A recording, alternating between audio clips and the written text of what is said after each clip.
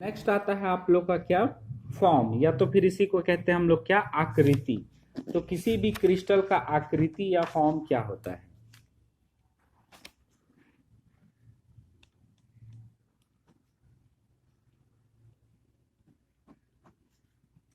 ठीक, तो फॉर्म या आकृति क्या होता है, किसी भी क्रिस्टल का जो हमें बाह्य रूप दिखाई देता है वही उसका क्या होता है, आकृति होता है, या तो फिर उसी को कहा जाता है क्या, उसका फॉर्म कहा जाता है। तो ये मान के चलिए एक क्या हो गया, एक रूबिक क्यूब का क्रिस्टल होगी, ये मान के चलिए एक क्रिस्टल है।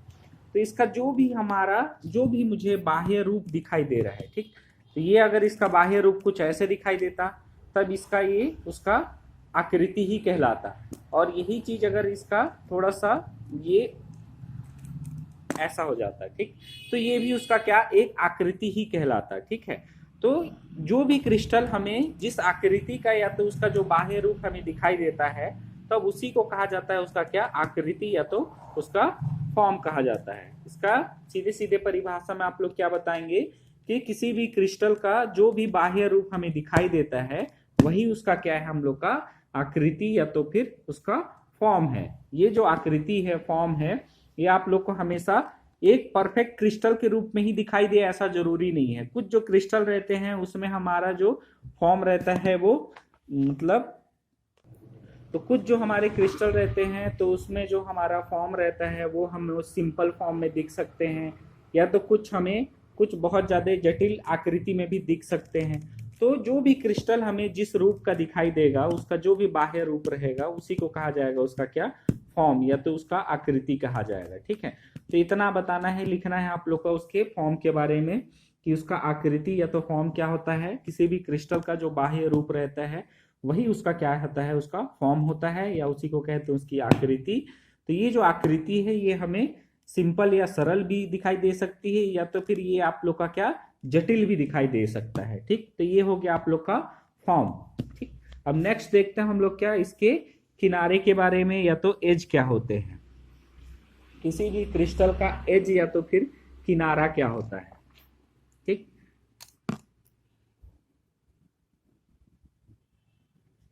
एज या तो फिर किनारा।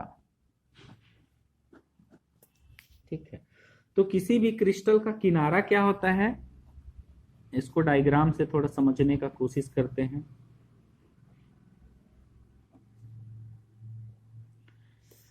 तो ये हो गया हमारा एक क्रिस्टल। तो अब इस क्रिस्टल में हम किनारा कहाँ यूज करेंगे, या तो फिर इस क्रिस्टल में किनारा कौन सा है। ठीक, तो सबसे पहले तो परिभाषा देख लेते हैं कि जब दो फलकें आपस में क्या करती हैं, प्रतिच्छेद करती हैं। ठीक, तो ये मान के चलिए पहला क्या हो गया, फलक हो गया, और ये क्या हो गया, दूसरा फलक हो गया। ये हो गया क्या, आप लोग का पहला फलक, और ये हो गया आप लोग का दूसरा फलक। तो ये जो आप लोग का जब दो फलक आपस में क्या करती हैं, प्रतिच्छेद करती हैं, तो इनके प्रतिच्छेद करने से एक आप लोग को एक उभार रूपी एक क्या मिलेगा, एक संरचना मिलेगा, कोर मिलेगा। ठीक है, तो इसी को क्या कहा जाता है, हम लोग का किनारा कहा जाता है, या तो फिर क्या कहा जाता है, एज कहा जाता है। सीधे सीधे आप लोग बताना परिभाषा में कि आप लोग का किनारा क्या होता है। किसी क्रिस्टल में जब दो फलकें आपस में क्या करती हैं, प्रतिच्छेद करती हैं, तब इनके प्रतिच्छेद से एक क्या होता है, एक उभरा हुआ संरचना का निर्माण होता है, जिसको कि हम लोग क्या कह देते हैं, किनारा कह देते हैं। ठीक, तो ये हो गया आप लोग का क्या, किनारा। तो अब इस क्यूब में देखिए, ये एक क्या हो गया, फलक मान लीजिए। ठीक, तो ये क्या हो गया, एक फलक हो गया। अब ये क्या हो रहा है, आगे की ओर बढ़ते जा रहा है। अब एक इमेजिन करिए कि ये आगे की ओर बढ़ रहा है, और ये एक फलक हो गया नीचे वाला। ठीक, तो ये नीचे वाला और ये ऊपर वाला आते हैं और एक जगह पर क्या होते हैं, प्रतिच्छेद करते हैं। ठीक, ये नीचे से गए, ऊपर से गया, और ये नीचे से आया, दो फलक। ठीक, ये ऊपर वाला फलक हो गया पहला, और ये दूसरा वाला ऊपर की ओर, तो ये हो गया दूसरा फलक। तो ये जब दो फलक आपस में क्या कर रही हैं, प्रतिच्छेद कर रही हैं, यहाँ पर आप लोग का कटान जो आप लोग का यहाँ पर प्रतिच्छेद कर रही हैं, तो इस प्रतिच्छेद के कारण में एक क्या होता है, हम लोग का कोर रूपी संरचना का निर्माण हो रहा है। ठीक, ये आप लोग का एक कोर दिखाई दे रहा है, ये वाला। ठीक है, तो इस प्रकार से एक कोर का निर्माण होता है, जिसे ही हम लोग क्या कह देते हैं, किनारा कह देते हैं। ठीक, तो सीधे सीधे आप लोग परिभाषा में क्या बताओगे कि जब दो फलकें आपस में प्रतिच्छेद करती हैं तो उनके प्रतिच्छेद करने के कारण में एक क्या होता है, उभरा हुआ सतह का निर्माण होता है, जिसे कि हम लोग क्या कह देते हैं, उसका कोर कह देते हैं। ठीक, तो इसमें आप लोग बहुत सारे कोर दिखाई दे रहा होगा। ये भी एक कोर है। ठीक, ये भी दो फलकों के प्रतिच्छेद करने के कारण बना हुआ है। ये भी एक कोर है, ये भी एक कोर है, ये भी एक कोर है, एज है, और ये भी एक कोर है, एज है, किनारा है। ठीक, तो इस प्रकार से आप लोग का जहां पर भी दो फलक आपस में प्रतिच्छेद करेंगे तो वहां आप लोग का एक छोटा सा उभरा हुआ क्या मिलेगा, सतह मिलेगा, जिसको कि हम लोग क्या बोलेंगे, कोर कहेंगे। ठीक, तो ये हो गया आप लोग का कोर का परिभाषा। अब लास्ट नंबर देखते हैं, इसमें आप लोग का क्या आता है, सॉलिड एंगल। सॉलिड एंगल या तो इसी को कहा जाता है हिंदी में संपीड़ कोण। तो संपीड़ कोण क्या होता है किसी भी क्रिस्टल का, या तो सॉलिड एंगल क्या होता है। ठीक, तो इसमें देखिए सॉलिड एंगल या संपीड़ कोण,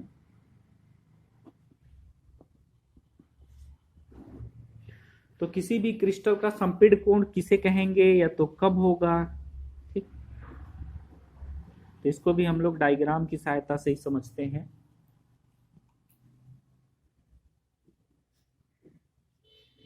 तो ये कोई क्रिस्टल हो गया। ठीक, तो सॉलिड एंगल या तो संपीड़ कोण का जब आप लोग परिभाषा देंगे तो ये होता क्या है, इसके बारे में क्या जानना जरूरी है। तो ये जो संपीड़ कोण है या जो सॉलिड एंगल है, इसका निर्माण कब होता है, कहाँ होता है। तो इसमें आप लोग सीधे सीधे बताना कि जब आप लोग का तीन फलक, एक, दो और ये तीसरा फलक, ठीक है, ये हो गया पहला फलक, ये हो गया आप लोग का दूसरा फलक, और ये हो गया आप लोग का तीसरा फलक। जब तीन फलकें आपस में क्या करती हैं, प्रतिच्छेद करती हैं, तो इनके प्रतिच्छेद करने से एक क्या होता है, नुकीला कोर का निर्माण होता है। ठीक है, एक नुकीला पॉइंटेड आप लोग को कोर का निर्माण होगा, तब इसे ही कहा जाएगा क्या, आप लोग का सॉलिड एंगल। ठीक, और एक बार देख लीजिए, जब तीन फलकें आपस में क्या करती हैं, प्रतिच्छेद करती हैं, तो इनके प्रतिच्छेद करने से एक नुकीला क्या होता है, तीक्ष्ण कोण का निर्माण होता है, कोर का निर्माण होता है, जिसे ही कहा जाता है क्या, सॉलिड संपीड़ कोण। तो ये हो गया आप लोग का संपीड़ कोण। ठीक, तो इसमें देख लीजिए, सबसे पहला चीज तो सबसे पहला फलक इधर आया, दूसरा फलक इधर गया, तीसरा फलक इधर गया, तो तीनों आपस में एक जगह पर क्या किए, प्रतिच्छेद किए। तो इसके कारण से एक नुकीला उभरा हुआ क्या बन गया, कोर बन गया। तो इसे ही क्या कहा जाता है, हम लोग का सॉलिड एंगल कहा जाता है, या तो संपीड़ कोण कहा जाता है। तो इसमें देखिए आप लोग, ये आप लोग का पहला फलक हो गया, ये दूसरा फलक और ये तीसरा फलक। तो ये फलक इधर की ओर बढ़ रहा है, और ये जो फलक है ये भी इधर की ओर बढ़ रहा है, और ये जो फलक है ये भी इधर की ओर बढ़ रहा है। तो तीनों इस जगह पर क्या किए, प्रतिच्छेद किए। तो तीन फलक जब एक जगह पर प्रतिच्छेद करते हैं तो एक नुकीला, ये आप लोग को नुकीला दिखाई दे रहा है, तो एक नुकीला क्या होता है, कोर का निर्माण होता है। ठीक है, तीक्ष्ण किनारा का निर्माण होता है, कोर का निर्माण होता है। तो इसे ही हम लोग क्या कहते हैं, सॉलिड एंगल कहते हैं। ठीक, तो ये हो गए आप लोग के क्या, क्रिस्टल के अवयव। ठीक, तो एलिमेंट्स ऑफ क्रिस्टल में आप लोगों को इतना बताने हैं, और आप लोग को इतना जानना जरूरी है कि एलिमेंट ऑफ क्रिस्टल या तो क्रिस्टल के कौन कौन से पार्ट्स होते हैं, किनको क्या क्या कहा जाता है। तो इतना आप लोग को बताना है और आप लोग के लिए इंपॉर्टेंट है। तो क्रिस्टल के अवयव या तो फिर एलिमेंट ऑफ क्रिस्टल में आप लोग का फेस, फॉर्म, एज और सॉलिड एंगल, अर्थात कि आप लोग का फलक, आकृति, किनारा और संपीड़ कोण, ये चार इंपॉर्टेंट है। इन्हीं के बारे में आप लोग को डिटेल में बताना है। आई थिंक अब आप लोग को क्रिस्टल के बारे में थोड़ा बहुत तो पता चल गया होगा कि क्रिस्टल का बेसिक नॉलेज क्या होता है। ठीक, तो अब हम लोग नेक्स्ट इसके बाद स्टार्ट करेंगे क्या, यूलर का एक प्रमेय देखेंगे। ठीक है,